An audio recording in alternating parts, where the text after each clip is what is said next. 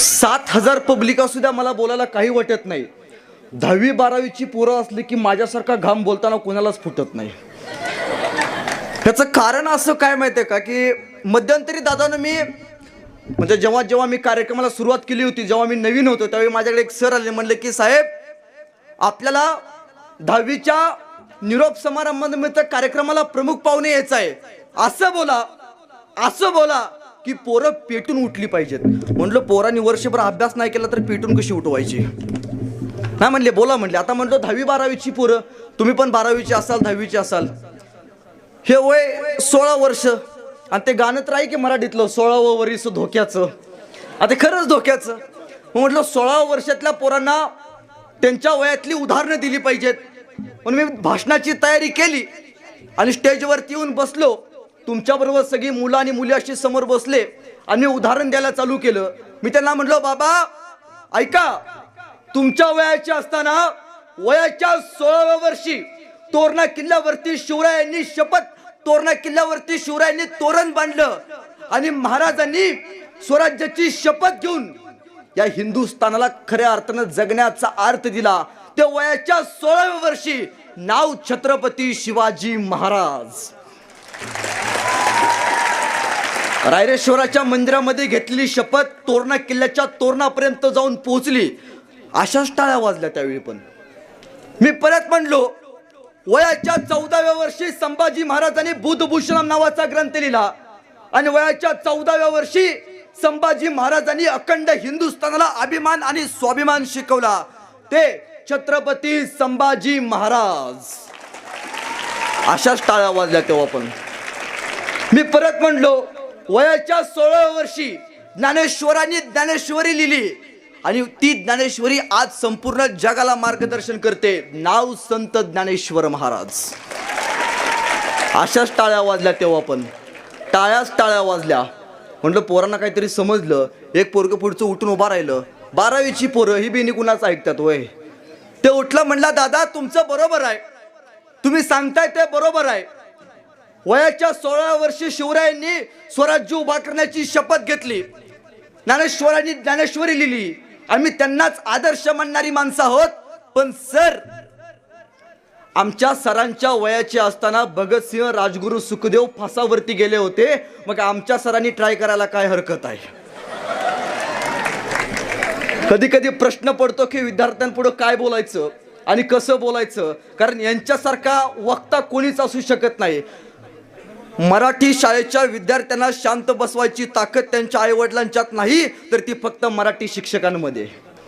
दुसरं कोणीच शांत बसू शकत नाही त्यांना. म्हणून मी नेहमी सांगत असतो की तुमच्यासाठी लांबनं आलोय तर तुम्हाला काहीतरी देणं लागतो. तर काय द्यायचं? शिवरायांनी स्वतःची शपथ घेतली. खरं तर साहेबांशी माझं बोलणं झालं. साहेब म्हणले की शिवचरित्र मांडा, पण मांडताना माझ्या तरुण पोरांना काहीतरी त्यातून मिळालं पाहिजे. शिवचरित्रातनं काय घ्यायचं हो आपण? काय घ्यायचं? तुम्हाला माहिती आहे, एक 12 वर्षाचं पोरग राजस्थान मधनं महाराष्ट्रात आलं. 350 वर्षापूर्वी आलं. एका शेतकऱ्याला भेटलं. शेतकऱ्याला म्हणलं, असा कोणी माणूस आहे जो लोककल्याणकारी काम करतो, जो रयतेचं काम करतो, असा कोणी माणूस आहे? शेतकरी म्हणला, एक माणूस आहे. काय नाव त्याचं? दादा, त्या माणसाचं नाव शिवाजी राजा. बर का? हा कुठं राहतो हा राजा? आमचा राजा स्वर्गात राहतो. स्वर्ग म्हणजे कुठं? आमचा राजा रायगडावरती राहतो. बर का? एकदा फक्त मला शिवरायांना भेटायचं आहे. कसा दिसतोय राजा? कसा बोलतोय राजा? त्या राजाची वाणी कशी आहे? अहो, ज्या राजाचं नाव ऐकल्यावरती तुमच्या माझ्या अंगावरती काटा येतो, कसा आहे राजा? 12 वर्षाच्या पोरानं विचारलं. ते म्हणले, बाबा तुला बघायचं असेल तर तुला रायगडावरती जावं लागेल. 12 वर्षाचं पोरग डोंगर दऱ्यातनं कड्या कपाऱ्यातनं रस्त्याची वाट शोधत रायगडापाशी गेलं. रायगडाच्या खाली होते महाराजांचे सेनापती पी.ए. महाराजांचे. ते 12 वर्षाचं पोरग सेनापतीला म्हणालं, एकदा मला छत्रपती शिवरायांना बघायचं आहे. कसा दिसतोय राजा? छत्रपती शिवरायांना बघायचं आहे. काय करतोस रे तू? काय नाही जी, कविता लिहितो, गाणं बिणं लिहितो. कविता लिहितोस? मग शिवाजी महाराजांवरती एखादी सुंदर अशी कविता लिहिली असतील की? नाही बा, ध्यानातच नाही राहिलं बरं का. मग एक काम कर, रायगडाच्या खाली जा, 10 दिवस थांब आणि छत्रपती शिवरायांवरती एक सुंदर असं गाणं लिह. पिये, चायपेक्षा किटली गरम. कुठलीच गोष्ट पास होत नाही. ते पोरग गेलं, रायगडाच्या पायथ्याशी थांबलं आणि त्या पोरानं महाराजांवरती सुंदर असं गाणं लिहिलं. ते गाणं घेऊन ते पोरग महाराजांच्या सेनापती बशी आलं. सेनापती लिहिलंय बर का, शिवरायांवरती सुंदर असं गाणं लिहिलंयस, ऐकून दाखव. पिये दाखव ऐकून. त्या 12 वर्षाच्या पोरानं ते गाणं ऐकून दाखलं. बहुत खूप म्हणला आणि त्या पोराला घेऊन ते सेनापती राजांपाशी गेले. ते गाणं दादानो आपण आयुष्यात एकदा तरी ऐकले. ते गाणं छत्रपती शिवाजी महाराज जिवंत असताना लिहिलंय. ते गाणं पानिपतावरती मराठ्यांनी गायलंय. ते गाणं आजही पिढ्यांना प्रेरणा देते. ते गाणं आपण अजून एकदा तरी स्वतःच्या स्टेटसला ठेवलंय. राजांना म्हणाले, सेनापती राजे तुमच्यावरती सुंदर असं गाणं लिहिलंय. राजे म्हणले ऐकव. आणि ते 12 वर्षाचं पोरग गाणं ऐकवायला चालू झालं. माझ्याबरोबर सगळ्यांनी टाळ्या वाजवायच्या, हात वरती करा. पुढं पळायचं ना, माझ्या बरोबर वाजवायच्या. आणि ते 12 वर्षाचं पोरग गाणं म्हणायला लागलं. इंद्रजबी जंब पर बाड वसु अंब पर रावण सळ दंब पर रघुकुल राजे पौनवारी वाह पर संबुरती नाह पर जोस अस बाह पर रामद्विज राजे दावाद्र दृंड पर चित्ता मृग झुंड पर भूषण वितृंड पर जैसे मृग राजे तेजतम अंश पर कन्न जिमी कंस पर योमलच्च वंश पर शेर शिवराजे शेर शिवराजे शेर शिवराजे. गाणं प्रत्येकानं ऐकले. गाणं एकदा तरी आपण स्वतःच्या स्टेटसला ठेवलंय. हे गाणं छत्रपती शिवाजी महाराज जिवंत असताना लिहिलंय. किती लोकांना माहिती नाही माहित. आपल्याला फक्त शाहिस्तेखानाचं बोट, अफजल खानाचं पोट, याच्या पलीकडे आपण कधी गेलोच नाही. ते गाणं ऐकल्यावरती राजा म्हणले, बहुत खूप, बोला बोला कविभूषण, तुम्हाला काय बक्षीस देऊ. कविभूषण लगेच नाही म्हणाले. राजा तेवढं देऊळगावच्या ग्रामपंचायतीचं बघा, रक्त वेगळं होतं.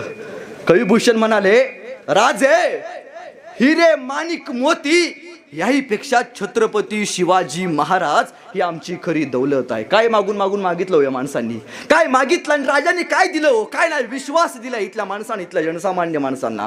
तुम्हाला माहिती आहे शिवरायांचं एक वाक्य होतं, हे राज्य व्हावं हे तो कोणाची इच्छा. पोरांनो कोणाची इच्छा. तुम्ही मुके आहे काय सर. मुकबधीर शाळा नाही ना आपली. नाही, कोणाची इच्छा. हे राज्य व्हावं ते कोणाची इच्छा. जोरात आवाज आला पाहिजे. मी पण जेवलो नाही, तुम्ही पण जेवला नाही, मला माहित आहे. हे राज्य व्हावं हे तो कोणाची इच्छा. श्री म्हणजे कोण. श्री म्हणजे कोण माहित नाही. बारक्या पोरांनी इकडे बघा. सैराट बघितला का. हा, आरची कुठल्या गाडीवरून येत होती. बुलेट. बरोबर आहे. आरची कुणाबरोबर गेली. बरोबर आहे. 9 गुरुवारचा प्रसाद आहे हो सगळा. पोरांनो झिंग झिंग सैराट झालं, झुकेगा नाही, संपला विषय. आता एवढं सांगा पोरांनो इकडे बघा रे. आता मला सांगा, मासाहेब जिजाऊंच्या आईचं नाव काय रे. काय नाव आहे. नाही सांगता येत आमच्या पोरांना. जे पेराल ते उगवणार आहे. ज्वारी पेरून कधी मका उगवलं बघितले का हो. जुंधळे पेरून कधी मका उगवलं बघितलं का नाही. जे पेरलंय ते उगवणार. काय शिकवलं आपण आपल्या पोरांना. आता माता माऊल्या मागं उपस्थित आहे. तुम्ही काय करायचं लहानपणी. काकू तुमचं मूल रडायला लागले की त्याला घ्यायचा जवळ, थोपटवायचा आणि शांत बसवायचा. आता बारकं पोर रडायला लागलं की आई लगेच हे डबडं हातात घेते, त्याच्या हातात देते, ते कार्टून बघत बसतं. कशी जन्माला येईल आपल्या पोटी शिवाजीराजे संभाजीराजे. गेली 10 वर्षात किती आई वडिलांनी आपल्या पोरांची नावं शिवाजी संभाजी ठेवली हो. नाही आठवत आपल्याला ठेवलेली नावं का हो. 10 वर्षात आपण आपल्या माणसांना विसरलं. महाराजांचं वाक्य होतं, हे राज्य व्हावं येतो श्रींची इच्छा. श्री म्हणजे कोण. माझी आई. आपल्या आईचं स्वप्न पूर्ण करण्यासाठी ऐन 12 ते 13 वर्षाचं पोरग, मिसरूड न फुटलेलं पोरग रायरेश्वराच्या मंदिरामध्ये जाऊन शपथ घेऊन स्वराज्य उभा करतं ते शिवराय. संभाजीराजांचं वाक्य होतं, आबासाहेबांचे संकल्पित तेच करणे आम्ही अगस्त. आबासाहेब म्हणजे माझ्या वडिलांनी जो मला संकल्प घालून दिलाय तेच करणे मला भाग्य आहे. मग आज आमच्या पोरांचा आदर्श कोण आहे. मध्यंतरी तो पुष्पा नावाचा पिक्चर आला. चांगली चालणारे पोरं आमची सगळी लंगडी चालायला लागली. झुकेगा नाही साला म्हणे. एखाद्या पोरला विचारलं की बाबा तुझा आदर्श कोण आहे, पोरग लगी म्हणतो शाहरुख खान माझा आदर्श आहे. एखाद्या पोरला विचारलं की बाबा तुझा आदर्श कोण आहे, ती बेन लगी म्हणतो सलमान खान माझा आदर्श आहे. शेतकऱ्याची पोरं किती हात वरती करा. शेतकऱ्याची पोरं आखे गाव शेतकऱ्याचा आहे, मी शेतकऱ्याचा आहे, हात खाली करा. पोरांनो एक वाक्य नेहमी लक्षात ठेवा. जिम मध्ये 2 तास घाम घालणारा शाहरुख खान दादानो तुमचा आदर्श जरूर असू दे. जिम मध्ये 2 तास घाम गाणारा शाहरुख खान तुमचा आदर्श जरूर असू दे. काचेच्या फ्रेम समोर उभारून शायनिंग मध्ये फोटो काढणारा सलमान खान दादा तुमचा आदर्श जरूर असू दे. पण एक गोष्ट नेहमी लक्षात ठेवा, एक गोष्ट नेहमी लक्षात ठेवा की सकाळी 7 वाजल्यापासून संध्याकाळी 7 वाजेपर्यंत, सकाळी सूर्य उगवल्यापासून संध्याकाळी सूर्य मावळ्यापर्यंत 2 बैलांच्या पाठीमागे लाकडी नांगराचा हुंडा घेऊन शेताच्या या बांधापासून शेताच्या त्या बांधापर्यंत नांगरणारा आपला बाप पोरांनो आपला आदर्श असला पाहिजे. एखाद्या पोरला विचारलं विराट कोहलीचं कितवं शतक झालं, बेन लगी म्हणतंय विराट कोहलीचं 100वं शतक झालं. लेका कधीतरी शेतात जाऊन आपल्या बापानं या बांधापासून त्या बांधापर्यंत मारलेला धावा मोज. नक्कीच विराट कोहलीपेक्षा 1 शतक आपल्या बापाचं जास्त असेल. कधी मोजलं का हो आपण? नाही मोजत आपण. हे अमातीचं दुर्दैव आहे. अहो बघा ना, महाराज म्हणायचे मावळे तुमच्यासाठी काय पण, मावळे म्हणायचे महाराज तुमच्यासाठी काय पण. आता आमची पोरं कुणासाठी काय पण म्हणायला लागली. म्हणजे काकूंनो 9 महिने पोटात सांभाळून फाडून या बेण्याला बाहेर काढले त्याचं काय नाही. 9 दिवस एखाद्या आयुष्यात आली लगी म्हणतोय तुझ्यासाठी काय पण. बर का, दिल दिया है जान भी देंगे, उसके बाद का ईड भी देंगे. आमच्या इकडे कवी बर का, फार सुंदर असं म्हणतो तो. असं म्हणतो, बाप काढलास घराबाहेर. आमच्या लातूरला कवी आहे, त्याचं फार सुंदर अशी कविता आहे की बाप काढलास घराबाहेर दारात रडते माई पण, बाप काढलास घराबाहेर दारात रडते माई पण, बायकोला मात्र रोज म्हणालास तुमच्यासाठी काय पण. अरे लोकच पोटाला जन्माला यावा म्हणून हिनं किती केलते नवस. लोकच पोटाला जन्माला यावा म्हणून हिनं किती केलते नवस. इकडून तिकडून तिच्या नवसाला देव सुद्धा पावला आणि तुझ्यासारखा पोरगा तिच्या पदरामध्ये घावला. लहानपणी माय तुला शेतात न्यायची, लहानपणी ही माय तुला शेतात न्यायची. तुला ऊन लागू नये म्हणून स्वतःच्या पदराची सावली धरून राहायची. तुला ऊन लागू नये म्हणून स्वतःच्या पदराची सावली धरून राहायची. तुला भूक लागल्यावर तू जोर जोरात रडायचास. लेका तुला भूक लागल्यावर तू जोर जोरात रडायचास. आणि माईचं दूध संपलं ना लेका तिचं रक्त सुद्धा ओढायचास. रक्त पिऊन पोचलास लेका, रक्त पिऊन पोचलास लेका. त्या रक्ताचा तरी ठेव मान, पवित्र अशा मातेचा करू नको अपमान. आता फक्त एक कर, आता फक्त एक कर. या दारातल्या माईला घरात तेवढा आण, या माझ्या दारातल्या माईला घरात तेवढा आण. किती दिवस जगणार आहे लेका झाडावरचे पिकलं पान. तू गोडदोड खा, तू गोडदोड खा, पण माझ्या म्हाताऱ्या माईला शिळी भाकर तरी वाढ. जर भाकर वाढताना जर तुझी बायको आडवी आली तर तिला घराबाहेर काढ. बायको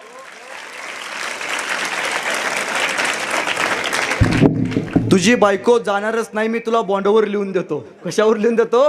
बॉन्डवर लिहून देतो. तुझी बायको जाणारच नाही, मी तुला बॉन्डवर लिहून देतो. यदा कदाचित गेली तर बेटा मला येऊन भेट, मी तुला दुसरी करून देतो.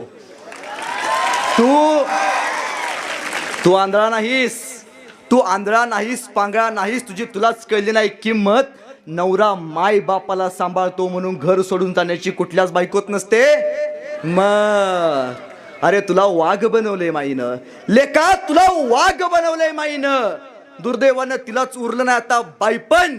खरा मर्द असशील तर माय आणि बापाचं दर्शन घेऊन मन माय बाप हो तुमच्यासाठी काय पण, तुमच्यासाठी काय पण, तुमच्यासाठी काय पण. नाही म्हणत आपण आपल्या बापाला कधी बोललो का हो? लक्षात ठेवा, आयुष्यात एकदा तरी पोरांनो, आयुष्यात एकदा तरी आपण आपल्या बापाचा मार खाल्ला पाहिजे. किती लोकांनी खाल्लाय? सगळ्यांनी खाल्लाय. मार खाल्ल्याशिवाय कोणी इथून बसत नाही. आयुष्यात एकदा तरी आपण आपल्या बापाचा मार खाल्ला पाहिजे आणि त्यातल्या त्यात बुटानं खाल्ला पाहिजे. का खाल्ला पाहिजे माहितीये?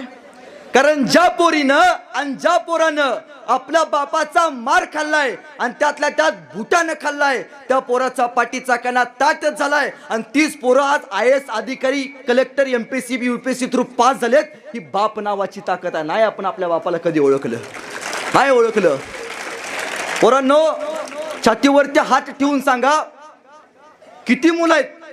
आपण आयुष्यात एकदा तरी आपल्या बापाला मिठी मारले का हो? नाही मारत आपण आपल्या बापाला मिठी. आयुष्यात एकदा तरी आपण आपल्या बापाला मिठी मारली पाहिजे. पोरांनो, आयुष्यात एकदा तरी आपण आपल्या बापाला मिठी मारली पाहिजे. कारण बाप जिवंत आहे तोपर्यंत बापाला मिठी मारा. बाप गेल्यानंतर 10 लाखाचा जरी हार केला ना तरी बाप जिवंत करता येत नाही. बाप गेल्यानंतर ढसा ढसा जरी रडला ना तरी बापाला जिवंत बघता येत नाही. तुम्हाला माहिती आहे, शिवरायांची संभाजीराजांची भेट शेवटची पन्हाळ्यावरती झाली. माहिती नव्हता बापाला शेवटचं बघून घ्यायचं आहे.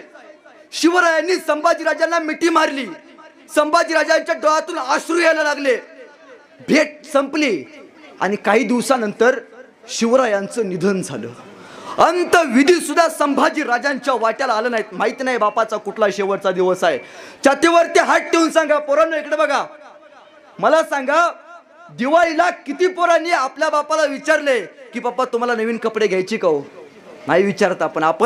आपल्याला नवीन कपडे घेतो, बापाचं फाटलेलं बनेल कधी कोणाला दिसत नाही. आईला कधी विचारलं का, आई वर्षभर तू माझ्यासाठी डबा बनवून दिलीस, दिवाळीला तुला नवी साडी घेऊ का हो? नाही विचारत आपण. कसलं आई वडिलांवरती प्रेम आपण.